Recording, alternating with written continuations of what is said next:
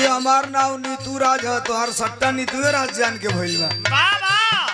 तोहार सट्टा सुमित्रा लंडनी जान के थोड़े भइल बा। सटवा तो तोहार नीतू राज जान के भइल बा। तू का हो ई लोग कम जाने, हम पूरा जानते नहीं तू का हो।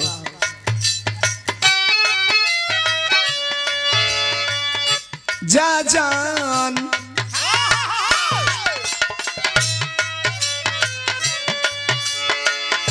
जा जान खुश रही है, जा जान खुश रही है, हमके भुला के।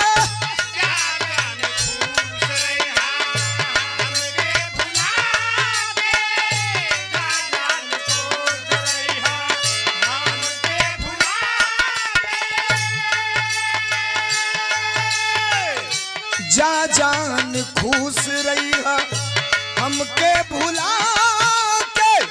सैया जी के कोरावा में काढ़ी के करे जवा, काढ़ी के करे जवा, तू ले जाए गोरी बांधी के सिंहोरवा में। ए जान के करे जवा, तू ले जाए बांधी के सिंहोरवा में। ओ काढ़ी के करे जवा, तू ले जाए बांधी के सिंहोरवा में। अरे जिंदगी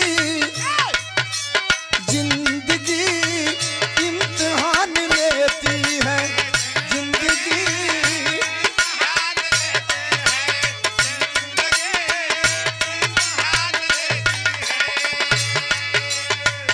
आशिकों की जान, आशिकों की जान, आशिकों की जान लेती है, जिंदगी इम्तिहान लेती है, जिंदगी इम्तिहान लेती है।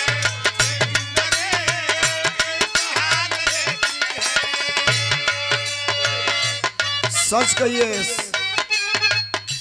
नीतू जराज, ए टुनु बोलू तो तने रुक जा भैया, रोज रोज बोले के पड़ी। सच कहिए तो 3-4 दिन से बिरहा गाने का मेरा मिजाज ही नहीं बन रहा है। जबरदस्ती गाओ तो नहीं जा, ना गाओ नहीं तो गड़बड़ हो, सट्टा लिखाइल बा। अब आपके लिए थोड़ा कम हो सकता है, लेकिन मेरे जिंदगी में उस व्यक्ति का बहुत बड़ा रोल रहा है। धर्मेंद्र सोलंकी उत्तर प्रदेश के किसी भी चौराहे पर खड़ा होता है, 5 मिनट सड़क जाम हो जाती है, 100 नौजवान आते हैं, कोई नमस्ते करता है, कोई सेल्फी लेता है, और जब कहता है ये धर्मेंद्र सोलंकी है, अखिलेश यादव का गायक है, सीना चौड़ा हो जाती है, कॉलर टाइट हो जाता है कि दुनिया में इससे बड़ा और कोई सम्मान हो ही नहीं सकता। और आज हमारे नेता आदरणीय मुलायम सिंह यादव जी जीवन के अंतिम पड़ाव पर जिंदगी की जंग लड़ रहे हैं। पूरे देश के लोग दुआ कर रहे हैं कि प्रभु हमारे जीवन से एक एक दिन कम कर दो और हमारे नेता को फिर वापस हमारे बीच में भेज दो।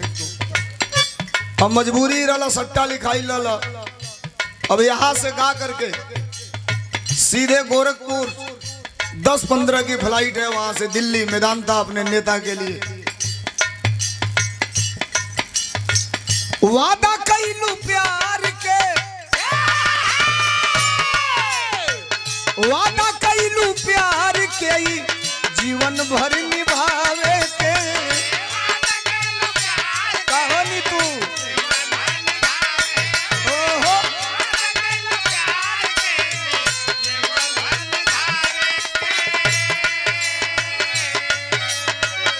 कब काहे कैलू काम, कब काहे कैलू काम, हमके रोवावे के।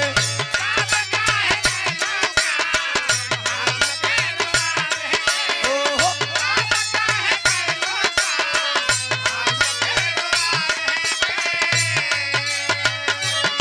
होता शादी लागता अब स्नेह ना रही, होता शादी लागता अब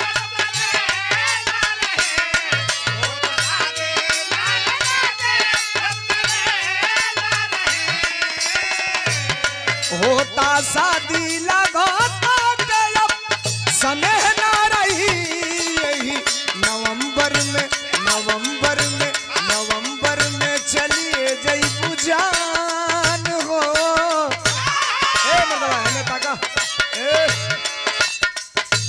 नवंबर में चलिए जई बुझान तो दिसंबर ले देहना रही हो। नवंबर में चलिए जई बुझान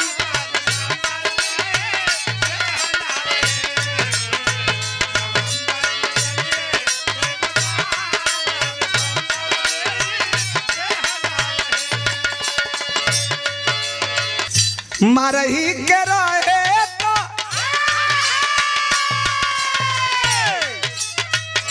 मरही के रहे तो मुआ दे तू जान से। ओहो आहो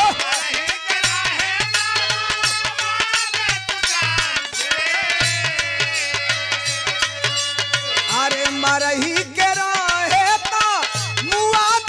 जान से काहे के तुम्हारे